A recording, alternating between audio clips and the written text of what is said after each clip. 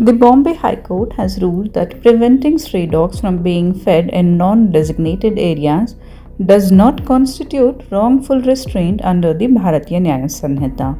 The judgment, delivered on 18 December by Justice Revati Mohite Dere and Sandesh Patil, quashed proceedings against a 42-year-old Pune resident accused of stopping a woman and her friends from feeding dogs near their housing society gates.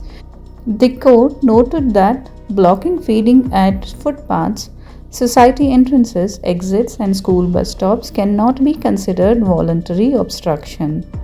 The accused had informed the complainant that the area was not designated for feeding, citing Supreme Court rulings and animal birth control rules. The act was found to lack criminal intent and aimed at protecting residents, particularly children, in light of prior dog bite incidents within the society. The FIR mentioned that society members briefly blocked the complainant's car while over 40 stray dogs had caused repeated safety concerns. The High Court concluded that such intervention for public safety cannot be treated as illegal or punishable under current Indian law.